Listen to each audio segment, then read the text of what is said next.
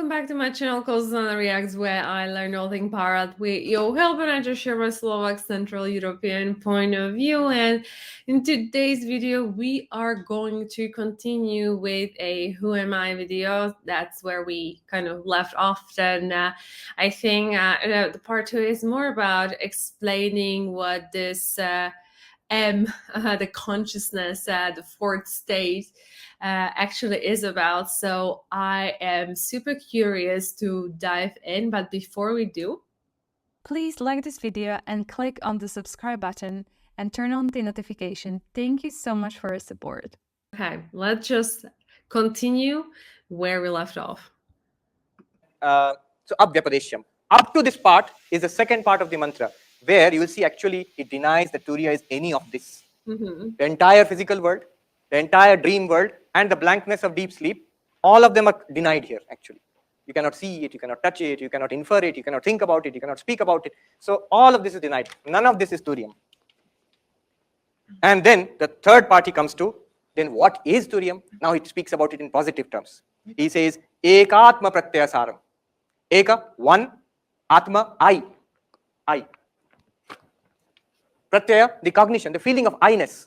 Saram, the essence. If you follow this I feeling, you will come to Turiyam. You know, when Ramana Maharshi says, who am I? You practice that. It's this thing. Ekatma Pratyaya Saram. This is exactly what Ashtavakra Muni told Janak Raja. In the dream state, where you there? Dream is false, no doubt. But were you there? Yes, I was there. In this waking state now, are you there now? Yes, I am there. That is the Atma Pratyaya. I feeling, the consciousness which is in the waker, in the dreamer, and even in the sleeper, which is illumining the blankness of deep sleep. That consciousness is in and through all this, just like gold is in and through all this. And that is the Turiyam. Ekatma Pratyaya Saram. This is a very, very extraordinary word. Atma Pratyaya, I feeling. You follow that I feeling, you come to a core, which is the Turiyam itself. Prapancha Upashamam. Upashamam means cessation. Prapancha is, these are Prapancha. Jagrat Prapancha, Swapna Prapancha. Sushupti, you cannot call it Prapancha, but anyway. Prapancha Upashamam. What is the Turiyam? Where it is completely untouched by the trouble and the sorrows and the limitations of these three Prapanchas. Shantam, absolutely peaceful, ever undisturbed. There is no world there to disturb you. That is your reality. And Shivam. Shivam here means Ananda Swarupam. It is full of joy. Advaitam, non-dual. Non-dual, why? Because there is nothing apart from Turiya. Just as gold is Advaitam with respect to bangle, necklace and ring. Ring is apart from necklace, necklace is apart from bangle. But none of them are apart from gold. In fact, in all of them, what is the only reality? Gold. Why do you say it is the only reality? Because if you remove the gold, they will disappear. So with respect to these three, gold is Advaitam, non-dual. There is nothing apart from gold in this. Similarly, with respect to our universe, three universes, waking universe, dream universe, and the darkness of deep sleep. With respect to them, Turiyam is Advaitam. They are not apart from you, the Turiyam. In fact, in that sense, it's a tremendous statement.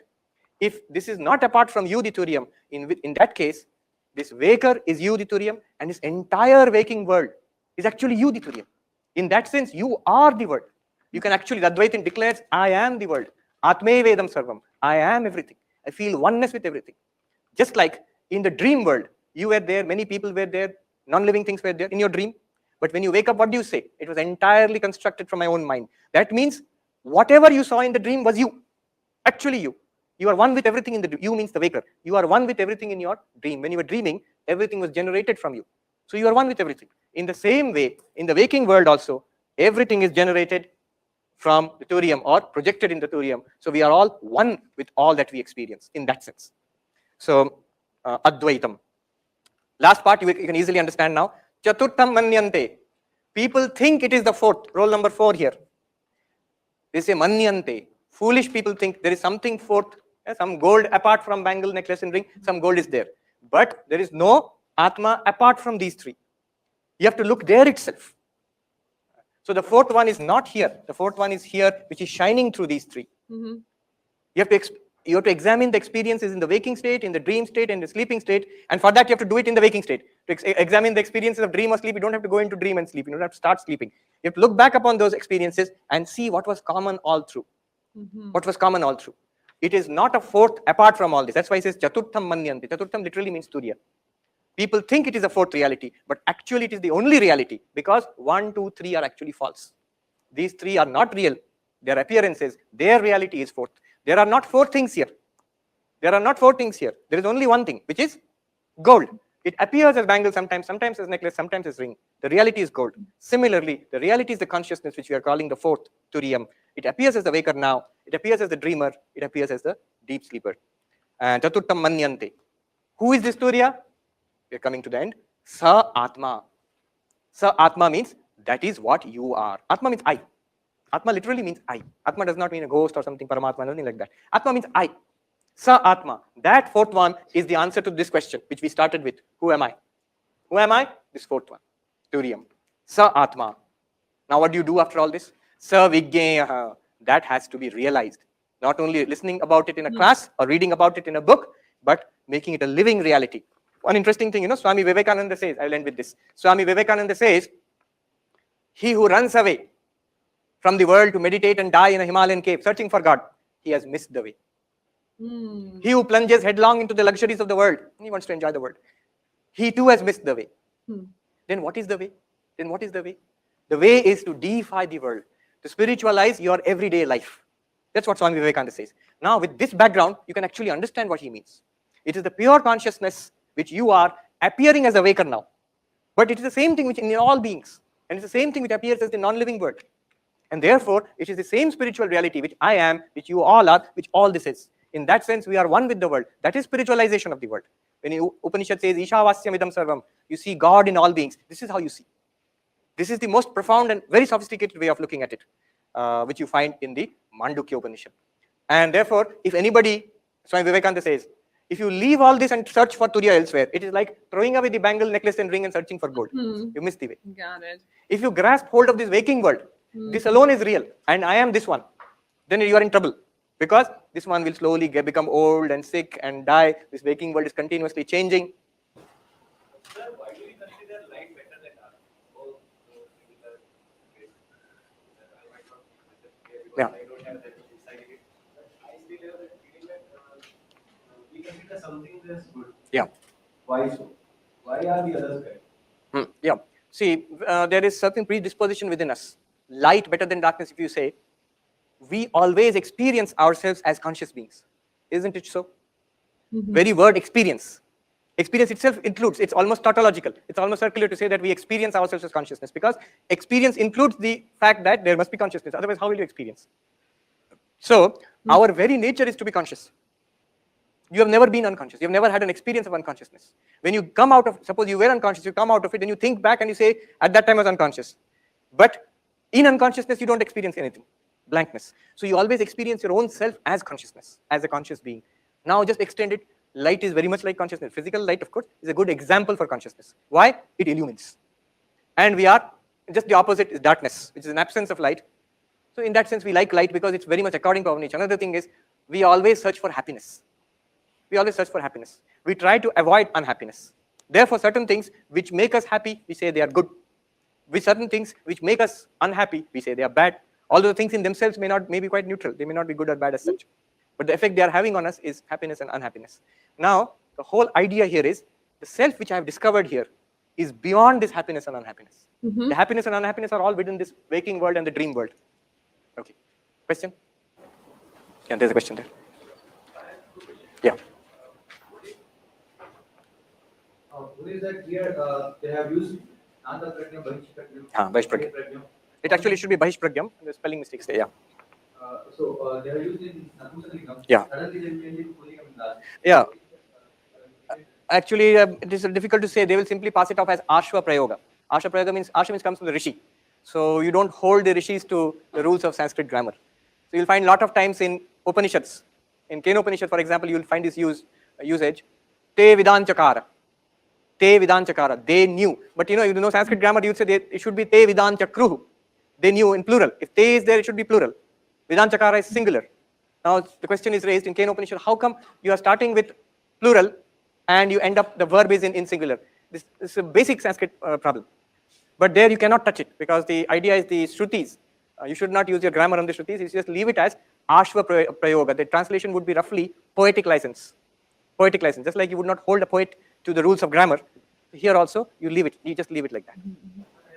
Yeah. Last bit is there that Vigneya. Huh. So who is that have that any of the sambandha with any of the other. True, So true. the knowing sambandha also. Absolutely. This is a good question, and I will deal with it tomorrow in one of the karikas. I'll just give you one line answer.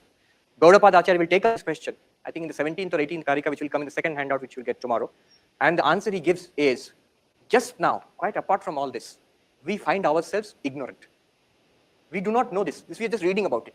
We don't feel that. But our reality now is that we feel, I am this one, this I don't know. I don't know myself as this. This ignorance I have. About what? About the Turiam.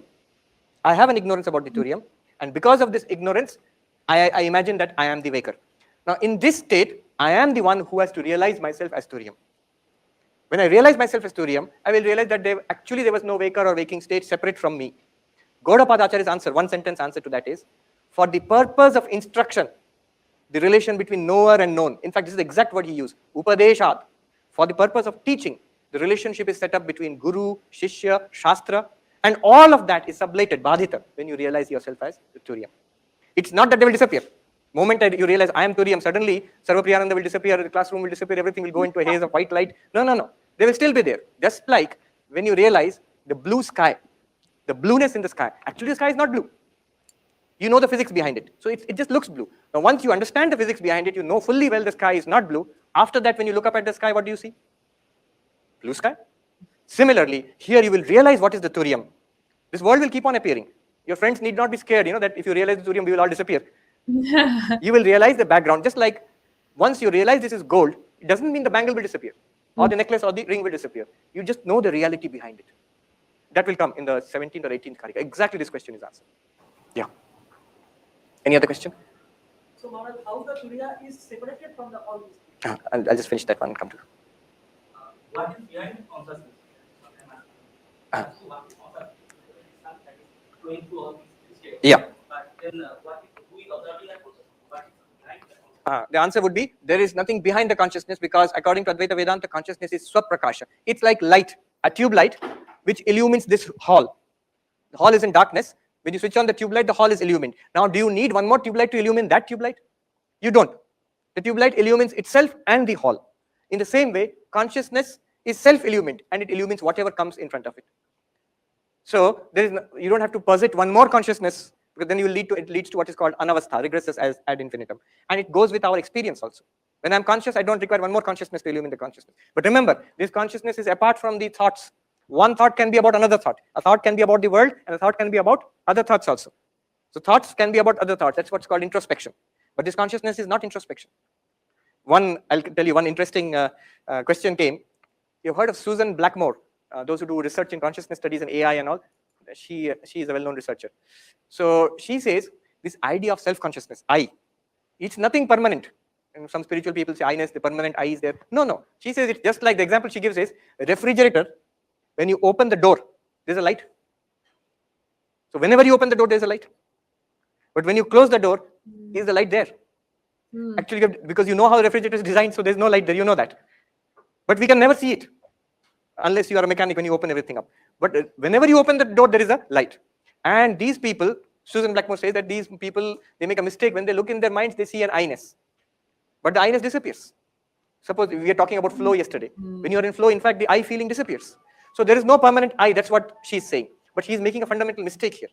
Advaita Vedanta would say, what she's taking, the refrigerator light, that is not consciousness. That is the ahankara of the waker, the I, the ego here, the knower. This comes and goes. This also comes and goes. This also comes and goes. But what illumines their coming and going, the station master, that is what is meant by Turiyam here, pure consciousness. See, till today, in Western thought, mostly in Western psychology, even in neuroscience, they don't make a distinction between mind and consciousness. They don't make a distinction between mind and consciousness. Thoughts and consciousness are supposed to be the same. In Western poetry, philosophy, you'll see soul means the mind. Personality, mind, soul, they're taken as one entity. But in Indian thought, not only Advaita, consciousness or the Atman is separate from the mind, and that is separate from the body. A trichotomous view of the human personality. Body, mind, and Atman.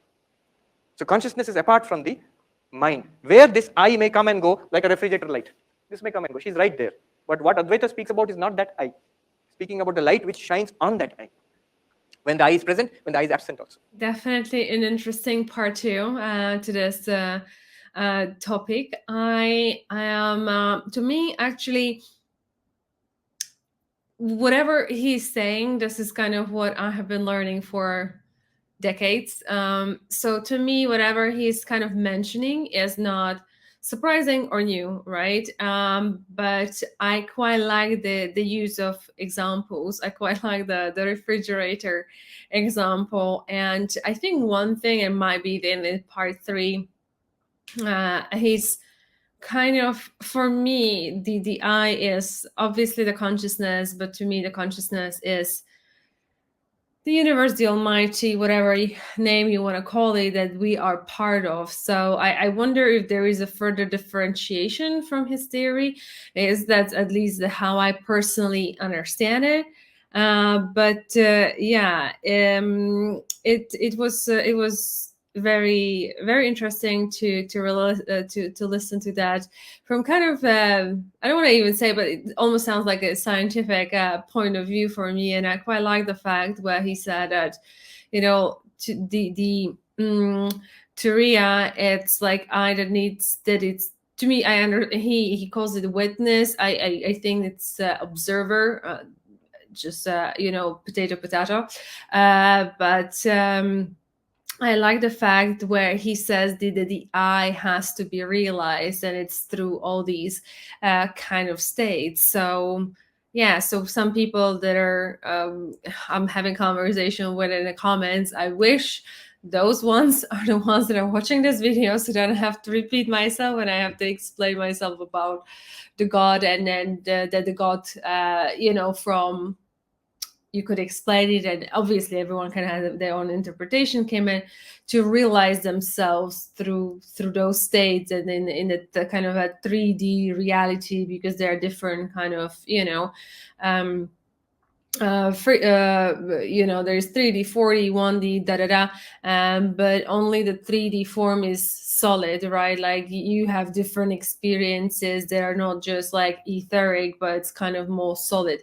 So yeah, it's yeah, it speaks to me in my head, and correct me if you think that I'm blabbing nonsense, but that's kind of how I'm interpreting it itself, that I is realized in a obviously different dimension, but also in a 3D through different forms and in different kind of states as observed. So very, very interesting. I would love to know what you have taken from the part 2 in the comments below. And with that being said, I think I'll conclude the part 2 here. And I think that there was one more question he had to take, but it feels like there was still quite a bit going on. So I'll just cut it here, and I will hopefully see you in the next one. I hope you enjoyed this video. If you did, please give a thumbs up, share a like, and subscribe to this channel. And I'll see you in part 3. Until then, do take care. Sending much, much love. Bye-bye.